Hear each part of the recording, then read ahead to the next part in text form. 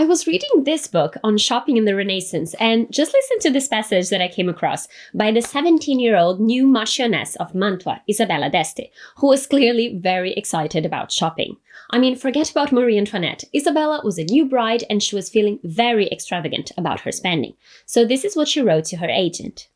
I am sending you 100 ducats and wish you to understand that you are not to return the money, if any of it is left, after buying the things that I want, but you are to spend it in buying some gold chain or anything else that is new and elegant. I mean, why not?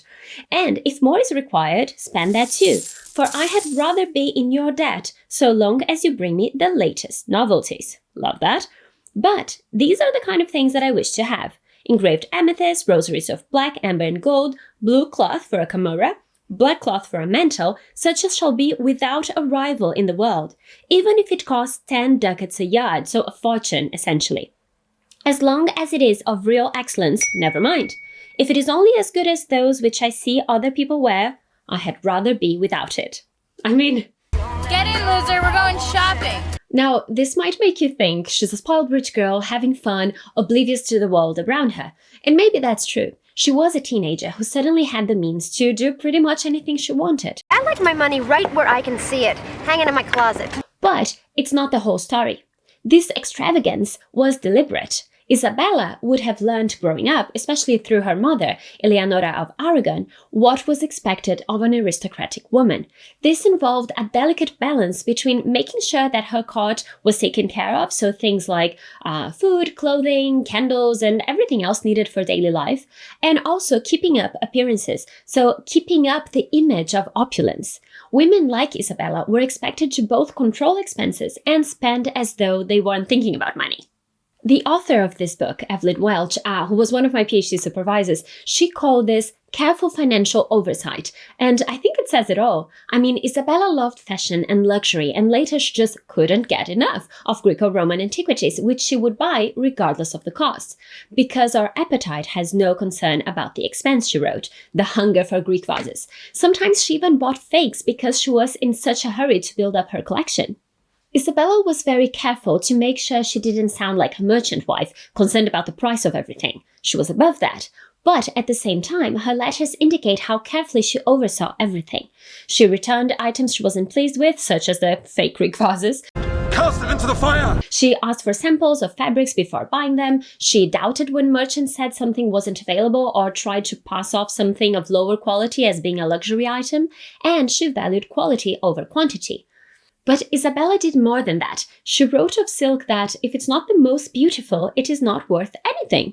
She was what we would today call a fashionista or a knit girl. I'm kind of a big deal.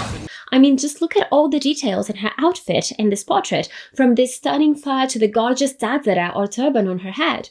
Her clothes were copied, her hairstyles were imitated, and she was known throughout Europe for the wonderful perfumes and beauty washes she made. I mean, you can be an alchemist as well as a fashionista, I guess. Why not? And all this spending was expected of someone like her, and it served to enhance the status of the dynasty as a whole. Was Isabella a shopaholic?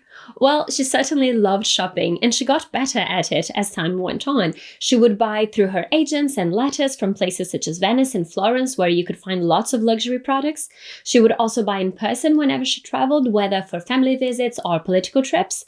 These were particularly great for shopping. It's almost like an influencer who gets a brand deal today. So Isabella would go to a place like Venice, and basically the Senate would pay for all her expenses, shopping included. Doesn't that sound like a dream? This would cement political alliances, but it was also a way for Venice artisans to get the word out about how incredible their products were. So she would go to Murano and come back home to Mantua full of beautiful glass objects. And since she was so admired, this would make Murano glass soar in sales. I mean, the same happened when she went to Rome, with cardinals giving her purses of gold coins when her delegation arrived, for her to go and spend in the city's markets. But Isabella was also incredible at managing her family's wealth and organizing life at the Mantua court. In a sense, she was also a businesswoman. And yes, I know this video is full of anachronisms, but I mean, she was a big supporter of the idea of cultivating rice, for instance, and she was very successful at it. Well, you're not going on the table, are you? Anyway, she was also generous with her personal wealth, especially in times of crisis, such as during the plague. But when her husband started pressuring her more and more to sell her own jewelry, she wrote in a letter, If I pledge these, the jewels, I shall be left entirely without them and shall be obliged to wear black, because to appear in colored silks and brocades without jewels would be ridiculous. I mean, I love that passage. It's very let them have cake in terms of just how out of touch it is. In some of these letters, she does sound like a brat, but and this is another example. She wrote in a letter about buying furs that she wanted those which were excellent and beautiful in every way, even if you have to search all of Venice. I think someone like Isabella d'Este is so interesting because she illustrates how many layers there are to discussions about women and consumerism.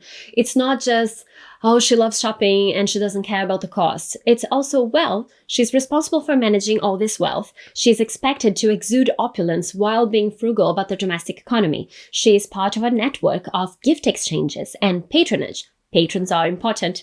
She's also part of an economy of friendship.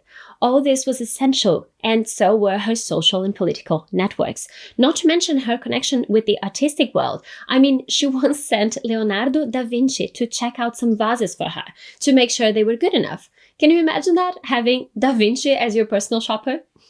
In any case, let me leave you with how she dealt with someone who had sent her an item she wasn't quite happy with. He has sent us 12 dozen of the saddest gloves that, had he searched all of Spain in order to find such poor quality, I don't believe he could have found as many. Ouch. We have decided to return them, so that you do not think that we have such little judgment in gloves that we would think that these were good enough to give to our ladies in waiting, and to some of our friends. We would be ashamed to give them to people whom we love, and they would never wear them. Ugh, as if! Can you please send them back and tell him how badly we have been served? Ouch. 1 star. Do not recommend. I love this. Can you imagine how great she would be in an era of online reviews? She would be fabulous.